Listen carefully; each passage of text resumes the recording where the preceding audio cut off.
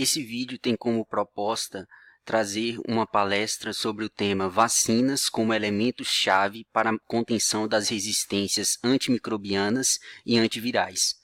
Essa palestra foi elaborada pelos alunos da Universidade Federal do Oeste da Bahia, sob orientação do professor da disciplina de microbiologia. Bom, a resistência a antibióticos é um grande problema de saúde global.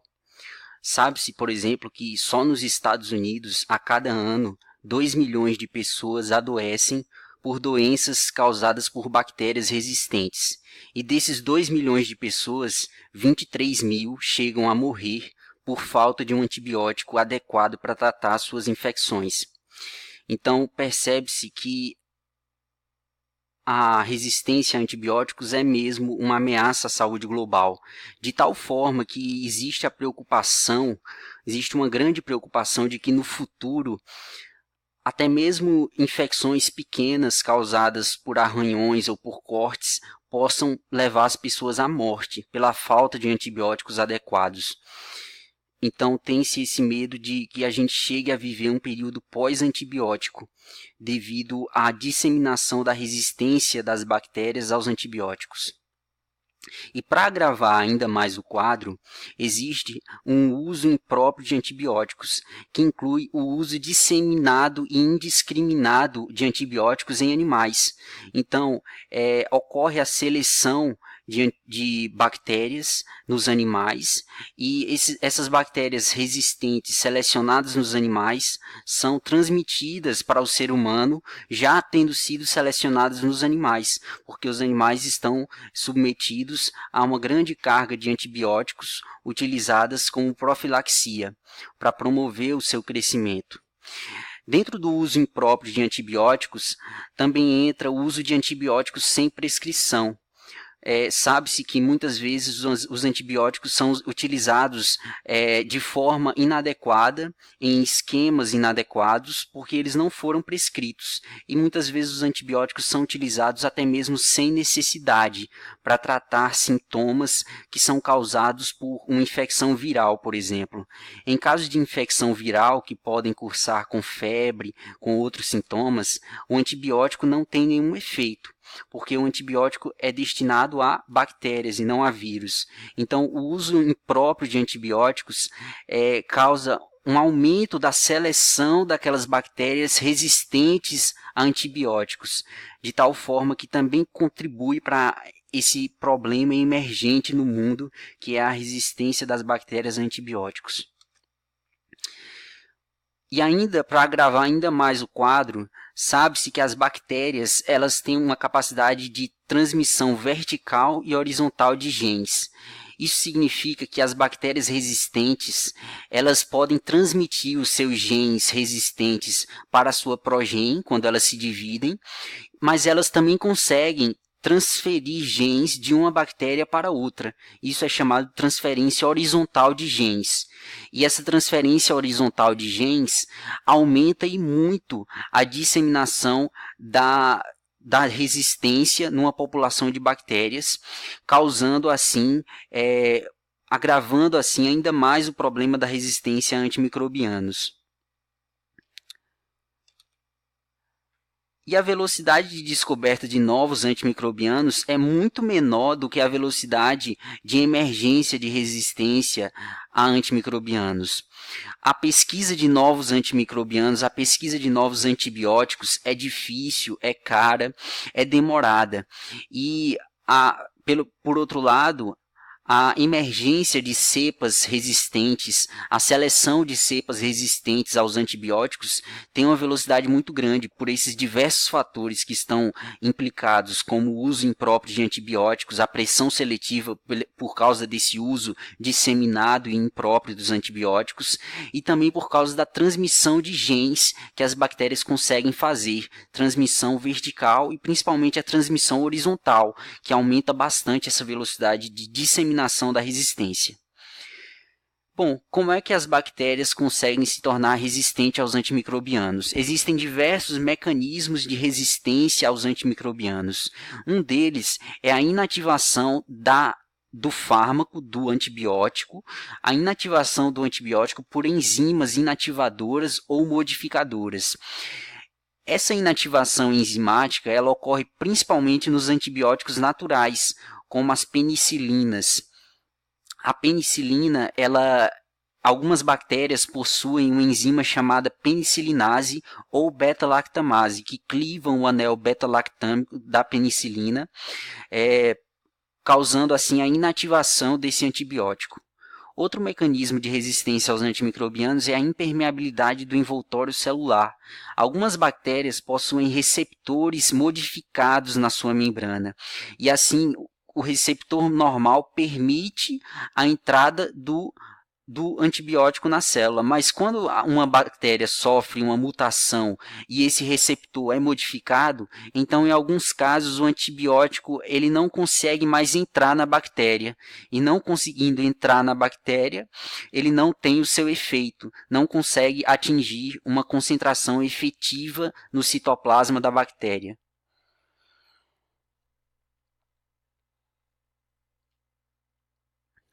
Esse mecanismo de impermeabilidade do envoltório celular é observado principalmente em bactérias gram-negativas, que elas possuem uma membrana, uma parede celular mais espessa que impede a entrada de muitos dos antibióticos. Ainda outro mecanismo de resistência aos antibióticos é o efluxo rápido do antibiótico.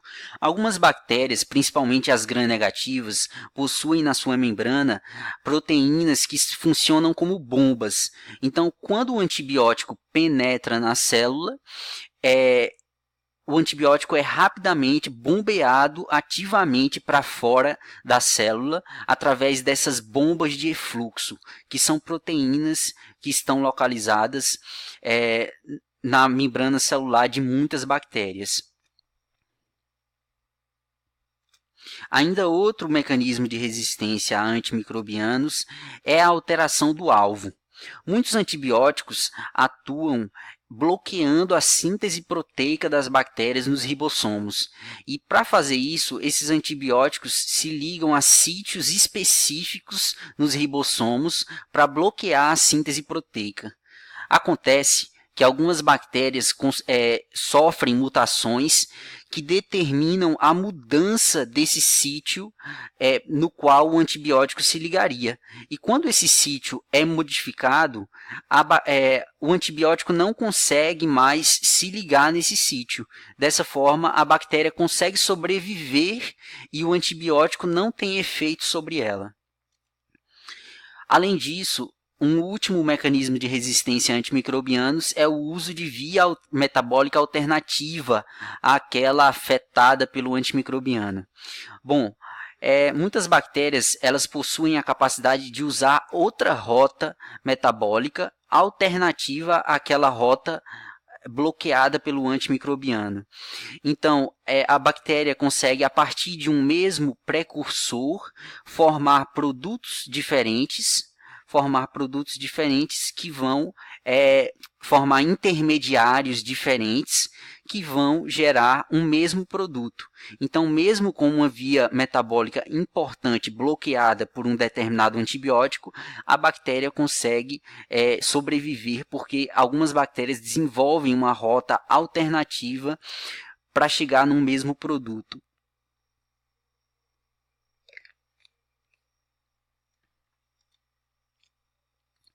Semelhantemente, outro grande problema de saúde global é a resistência a antivirais. Os antivirais eles são mais recentes do que os antibióticos e eles surgiram principalmente no contexto da epidemia do HIV/AIDS que ocorreu nos anos 80. No esforço para produzir antivirais contra o HIV, surgiram diversos antivirais, de tal forma que hoje já existem antivirais em uso contra diversos vírus, como o HBV, o HCV, o influenza, e o HSV, o VZV e o CMV. Acontece que esses antivirais possuem um alto custo e uma alta toxicidade, de tal forma que o uso desses antivirais ele tem um custo elevado e produz diversos efeitos colaterais. Isso é explicado principalmente porque os vírus, diferente das bactérias, os vírus são parasitas intracelulares.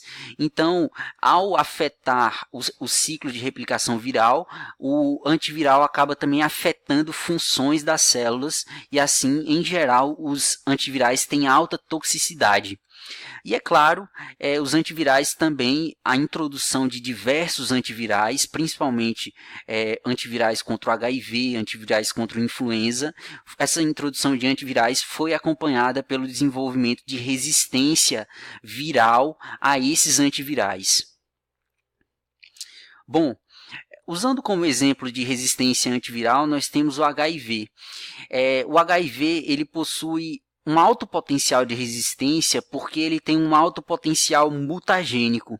Aproximadamente 1 bilhão de cópias de HIV por dia são produzidas em um paciente infectado, de tal forma que a transcrição reversa, que é o mecanismo de produção de RNA de material genético por esses vírus, já é um processo muito propenso a erros.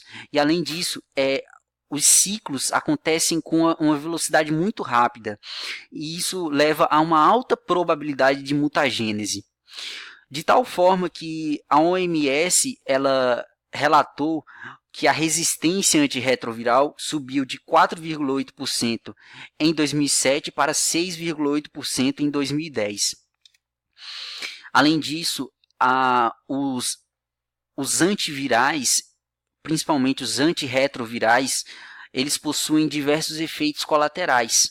Por exemplo, a osteoporose é um dos efeitos colaterais a longo prazo do uso de antirretrovirais. Nesse contexto da resistência, para minimizar a resistência, a estratégia que é utilizada atualmente é a combinação de drogas. Bom, se for utilizada apenas uma droga contra o HIV, acontece seleção de vírus, levando à seleção das cepas resistentes, à emergência das cepas resistentes.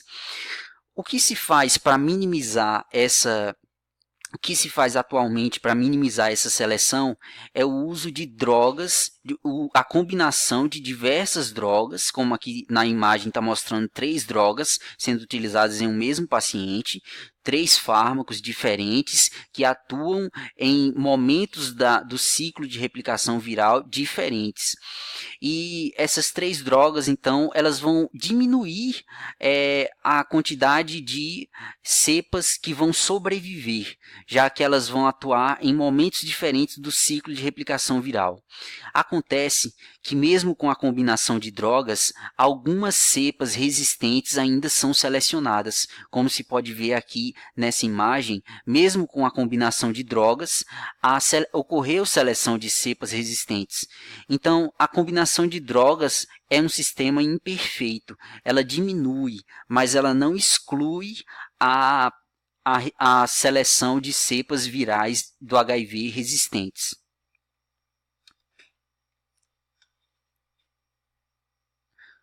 Nós encerramos aqui a primeira parte da palestra e vamos continuar no próximo vídeo com a segunda parte da palestra, falando como as vacinas elas podem ser úteis, e elas são úteis na eliminação, na diminuição da resistência a antivirais e da resistência a antimicrobianos.